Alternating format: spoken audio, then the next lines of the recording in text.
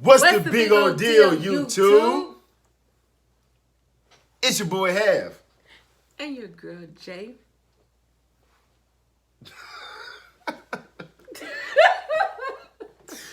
And we back with some more reactions over here, man, with some more comedy reactions. Yes.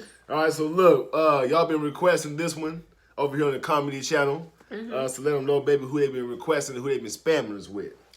George Carlin. And the comedy skit is called Religion is Bullshit. You did. So, you know, George Carlin, man, he boom, straight at you. He's blunt. You know what I mean? That nigga don't give a damn what you gotta say, what you think, nothing. He just bam, straight across the head. So, with that being said. Okay, can I have a slight intermission? Absolutely. Can I have your beer? Can you have my beer? Yes, that's in the refrigerator. There's a beer in the refrigerator. Tecate. That's old. Oh, really? Yeah. Oh, I don't know now. No, you good. You don't have enough already. Okay. All right, so look, let's get into this reaction, man. George Carlin, religion is bull. Shit, yeah. Oh, yeah. Okay, that's different. All right. Let's go. But in the bullshit department, a businessman can't hold a candle to a clergyman. Because I gotta tell you the truth, folks. When it comes to bullshit, big time, major league bullshit, you have to stand in awe of the all-time champion of false promises and exaggerated claims, religion. No contest.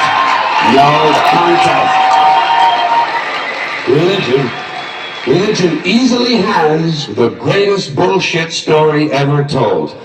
Think about it. Religion has actually convinced people that there's an invisible man living in the sky who watches everything you do every minute of every day.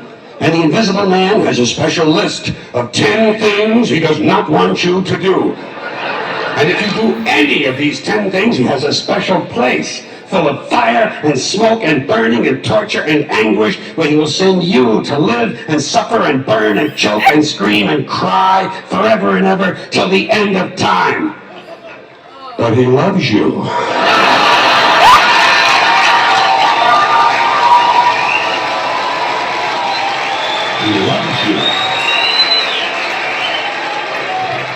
He loves you and he needs money. He always needs money. He's all powerful, all perfect, all knowing, and all wise. Somehow, just can't handle money.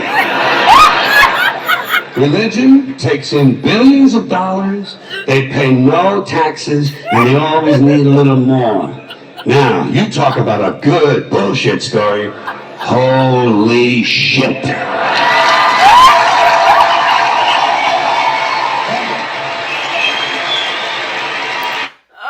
Now listen, if y'all been part of our family for quite some time, y'all already know what we say over here. If y'all can't take the heat, to get out the kitchen.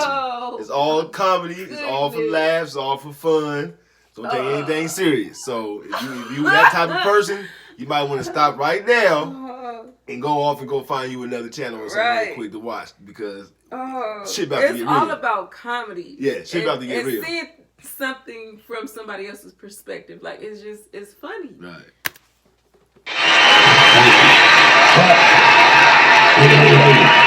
Thank you very much. But I want you to know something. This is sincere. I want you to know, when it comes to believing in God, I really tried. I really tried. I tried to believe that there is a God who created each of us in his own image and likeness, loves us very much, and keeps a close eye on things. I really tried to believe that, but I gotta tell you, the longer you live, the more you look around, the more you realize something is fucked up. Something is wrong here. War, disease, death, destruction, hunger, filth, poverty, torture, crime, corruption, and the ice capades. Something is definitely wrong. This is not good work. If this is the best God can do, I am not impressed. Results like these do not belong on the resume of a supreme being. This is the kind of shit you'd expect from an office temp with a bad attitude. And just between you and me, in any decently run universe, this guy would have been out on his all-powerful ass a long time ago. And by the way, I say this guy because I firmly believe, looking at these results, that if there is a God, it has to be a man. No woman could or would ever fuck things up like this.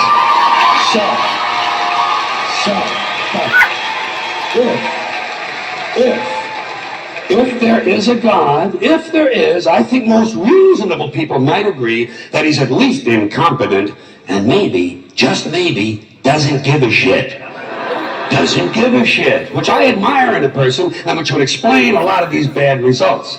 So rather than be just another mindless religious robot, mindlessly and aimlessly and blindly believing that all of this is in the hands of some spooky, incompetent father figure who doesn't give a shit, I decided to look around for something else to worship, something I could really count on, and immediately I thought of the sun. Happened like that. Overnight, I became a sun worshiper. Well, not overnight, you can't see the sun at night. But first thing the next morning, I became a sun worshiper. Several reasons. First of all, I can see the sun, okay? Yeah. Unlike some other gods I could mention, I can actually see the sun. I'm big on that. If I can see something, I don't know, kind of helps the credibility along. You know? So every day I can see the sun as it gives me everything I need. Heat, light, food, flowers in the park, reflections on the lake, an occasional skin cancer, but hey, at least there are no crucifixions and we're not setting people on fire simply because they don't agree with us. Sun worship is fairly simple. There's no mystery, no miracles, no pageantry, no one asks for money, there are no songs to learn, and we don't have a special building where we all gather once a week to compare clothing. And the best thing about the sun, it never tells me I'm unworthy. Doesn't tell me I'm a bad person who needs to be saved. Hasn't said an unkind word. Treats me fine. So, I worship the sun. But I don't pray to the sun. Know why? I wouldn't presume on our friendship. It's not polite. I've often thought people treat God rather rudely, don't you? Asking trillions and trillions of prayers every day, asking and pleading and begging for favors. Do this, give me that, I need a new car, I want a better job. And most of this praying takes place on Sunday, his day off. It's not nice, and it's no way to treat a friend. But people do pray, and they pray for a lot of different things. You know, your sister needs an operation on her crotch. Your brother was arrested for defecating in the mall. But most of all, you'd really like to fuck that hot little redhead down at the convenience store. You know, the one with the eye patch and the club foot. Can you pray for that? I think you'd have to. And I say, fine, pray for anything you want. Pray for anything. But what about the divine plan? Remember that? The divine plan. Long time ago, God made a divine plan. Gave it a lot of thought, decided it was a good plan, put it into practice. And for billions and billions of years, the divine plan has been doing just fine.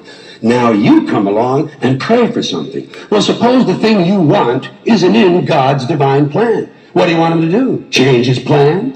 Just for you? Doesn't it seem a little arrogant? It's a divine plan. What's the use of being God if every rundown schmuck with a $2 prayer book can come along and fuck up your plan? And here's something else, another problem you might have. Suppose your prayers aren't answered. What do you say? Well, it's God's will. Thy will be done. Fine, but if it's God's will and he's going to do what he wants to anyway, why the fuck bother praying in the first place? Seems like a big waste of time to me. Couldn't you just skip the praying part and go right to his will? It's all very confusing. So to get around a lot of this, I decided to worship the sun. But as I said, I don't pray to the sun. You know who I pray to? Joe Pesci. Joe Pesci. Joe Pesci. 2 reasons. First of all, I think he's a good actor, okay? To me, that counts. Second, he looks like a guy who can get things done. Joe Pesci doesn't fuck around. Doesn't fuck around. In fact, Joe Pesci came through on a couple of things that God was having trouble with. For years, I asked God to do something about my noisy neighbor with the barking dog. Joe Pesci straightened that cocksucker out with one visit. The It's amazing what you can accomplish with a simple baseball bat. So I've been praying to Joe for about a year now. And I noticed something. I noticed that all the prayers I used to offer to God and all the prayers I now offer to Joe Pesci are being answered at about the same 50% rate. Half the time I get what I want, half the time I don't. Same as God, 50-50. Same as the four-leaf clover and the horseshoe, the wishing well and the rabbit's foot. Same as the mojo man. Same as the voodoo lady who tells you your fortune by squeezing the goat's testicles. It's all the same, 50-50. So just pick your superstition, sit back, make a wish, and enjoy yourself. And for those of you who look to the Bible for moral lessons and literary qualities, I might suggest a couple of other stories for you. You might want to look at The Three Little Pigs. That's a good one. Has a nice, happy ending. I'm sure you'll like that. Then there's Little Red Riding Hood, although it does have that X-rated part where the big bad wolf actually eats the grandmother, which I didn't care for, by the way.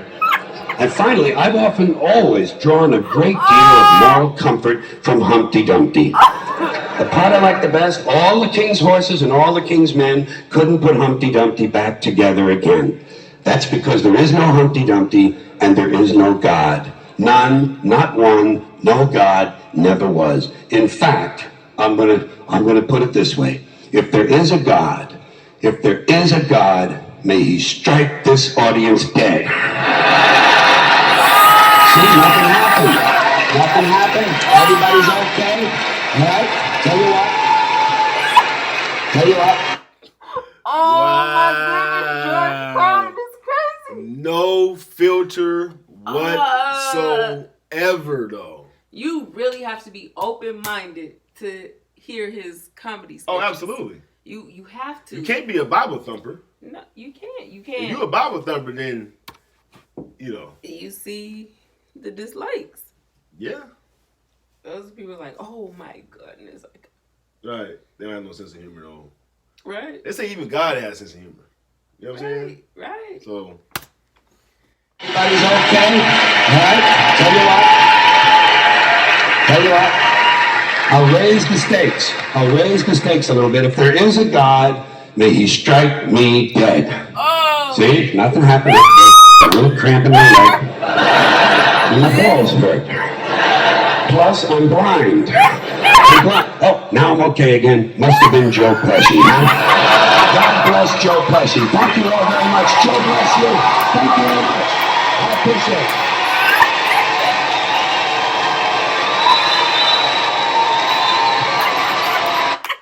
This fool, man, George Carlin is something else, man. Wow. I promise you. No filter at all. None. Woo. None. All gas, no brakes. That's why he made it this far. I wonder how many